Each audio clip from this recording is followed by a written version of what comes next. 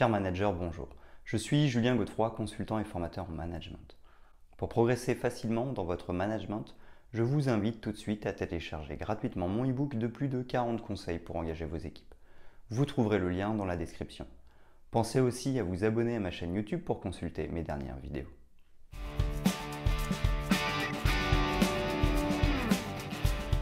Gestion des ressources humaines, développement des compétences et optimisation du capital humain, la People Review ou la revue du personnel permet de procéder à un repérage et une évaluation des compétences afin de répondre à la stratégie globale des entreprises. Généralement, c'est la gestion prévisionnelle de l'emploi et des compétences, GPEC, des ressources humaines qui est à l'initiative d'une People Review ou revue du personnel.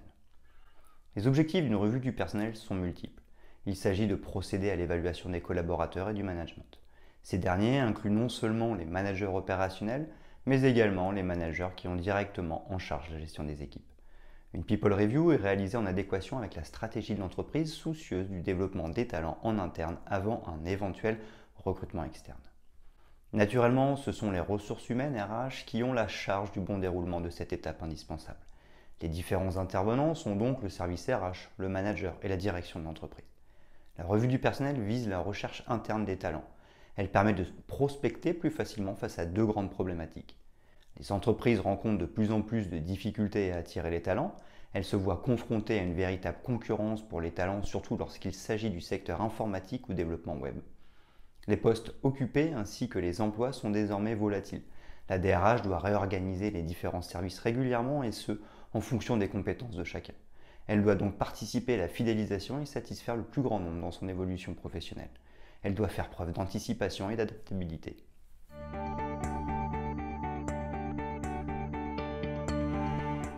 La People Review, quels avantages? La People Review est au cœur de la stratégie politique RH et permet de développer les talents, les compétences ainsi que les qualités interpersonnelles de ses collaborateurs au travers de formations, d'ateliers et d'occupations de différents types de postes par exemple. Détection des talents et hauts potentiels. Chaque collaborateur est appréhendé et évalué. Ceci afin de repérer les éventuels hauts potentiels. Au-delà des enjeux prévisionnels, GPEC, le DRH a la charge de fournir les compétences internes spéciales disponibles. Ceci lorsque l'entreprise en a besoin. Générer un vivier de talents avec la People Review. Les ressources humaines sont donc appelées à repérer rapidement et gérer les différents talents pouvant occuper tel ou tel poste stratégique afin d'éviter au maximum un processus de recrutement externe qui peut s'avérer particulièrement chronophage et parfois contre-productif.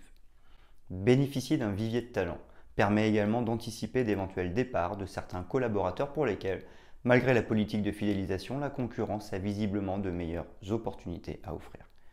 Constituer des équipes. Aussi, la détermination des compétences des uns et des autres permet de savoir quelles sont les équipes qu'il serait judicieux de constituer en cas de management de projet ou de task force, concernant par exemple un projet d'envergure à venir. Répondre à une expansion d'entreprise. En cas d'expansion internationale, l'anticipation d'une revue du personnel peut également permettre de cibler rapidement les collaborateurs dotés de certaines hard skills essentielles au poste qu'il est nécessaire de créer et d'anticiper des questions de rémunération ou de mutation. Il ne s'agit pas nécessairement d'anticiper l'évolution de carrière des collaborateurs, mais plutôt de savoir quels sont leurs points forts afin de les utiliser dès lors qu'une opportunité se présente au sein de l'entreprise. Cohésion des compétences des collaborateurs avec la vision stratégique de l'entreprise. À quoi bon former les collaborateurs sur telle fonctionnalité si sa mise sur le marché est écartée depuis le début?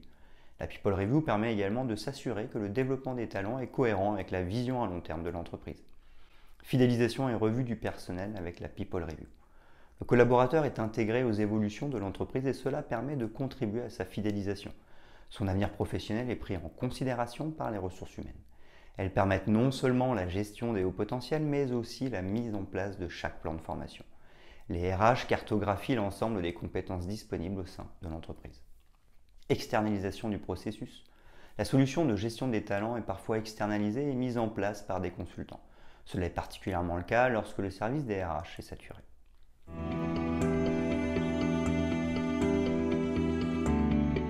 La People Review en plusieurs étapes.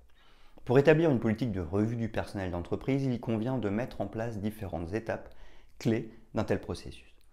Quelles sont les parties prenantes? La revue du personnel est souvent qualifiée de revue d'équipe car elle concerne différentes parties prenantes parmi lesquelles les employés, les managers directs les managers opérationnels qui connaissent les collaborateurs, le service des ressources humaines en charge de piloter la revue du personnel de A à Z et d'animer la réunion d'équipe, le chef d'entreprise dont la vision stratégique est prépondérante de la politique RH en termes de revue du personnel. Choisir le bon moment pour la People Review. Ces parties prenantes vont permettre de définir la stratégie afin de déterminer les besoins en ressources humaines, la nécessité de l'entreprise en termes de développement des talents et de repérage des hauts potentiels. Le repérage des collaborateurs. En cas de manque d'anticipation et d'absence de collaborateurs considérés comme hauts potentiels, le service RH va mettre en place une campagne afin de déterminer les performances opérationnelles des salariés. En collaboration avec la DRH, les managers opérationnels vont émettre des avis. Chaque manager présentera chacun de ses collaborateurs. Cela peut se faire lors d'une réunion avec une présentation sous forme de SWOT. Évaluation des hauts potentiels. Les collaborateurs concernés vont passer différents tests ainsi que des évaluations. Leurs performances opérationnelles ne sont pas les seules à être prises en considération. De nombreux paramètres font pencher la balance. La validation des résultats lors de la People Review. En fonction des retours obtenus, différents collaborateurs sont retenus. En général, seule une poignée de collaborateurs sont sélectionnés puis intégrés. Le service des ressources humaines met en place son management des talents. Ses collaborateurs suivent une formation et bénéficient de nouvelles compétences. Le suivi d'une formation. Formation au management, formation relative à une compétence en particulier, les collaborateurs vont pouvoir gagner en compétences. A noter que la People Review se distingue à de nombreux égards d'autres outils RH tels que l'audit de compétences dont l'usage est ponctuel et relatif à un collaborateur en particulier.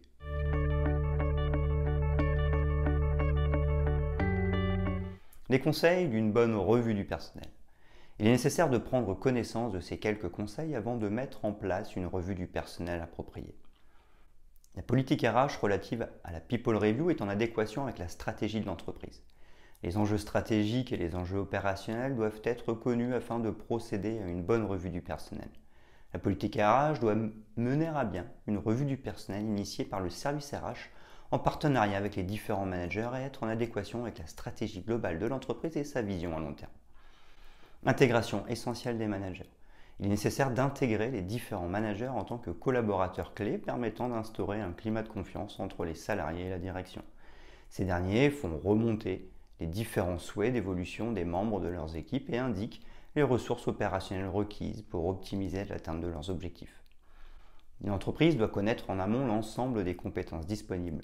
Idéalement, une People Review n'est possible que si les fonctions managériales ont permis de déterminer en amont l'ensemble des compétences disponibles. Un tel retour des managers permet de faciliter la mise en place des évaluations et de ne pas fausser les résultats obtenus. Certains managers peuvent être à l'origine d'un quiproquo. Ils pourraient bloquer la mobilité interne de certains salariés qu'ils peuvent juger trop dangereux pour leur propre carrière. La bonne appréhension des compétences des collaborateurs est donc essentielle afin de mener à bien une revue du personnel pertinente. S'inspirer des outils de gestion de carrière. Il existe pour cela différents outils de gestion de carrière et outils de GPEC comme l'entretien annuel, point carrière, bilan des compétences. Ces outils doivent être nécessairement utilisés antérieurement à la revue du personnel. People Review et après.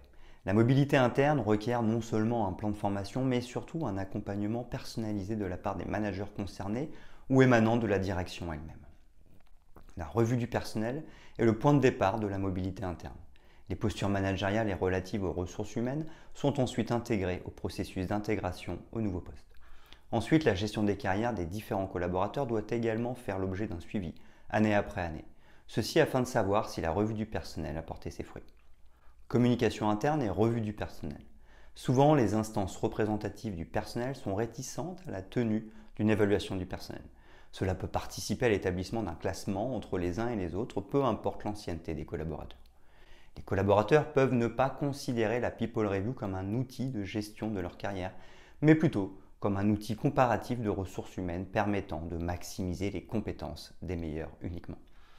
Certains conseillent la transparence concernant la politique de gestion des carrières ainsi que sur les outils utilisés pour la mettre en place. Le fait de communiquer sur la revue du personnel et de faire preuve de transparence peut en effet permettre d'éviter les éventuelles suspicions.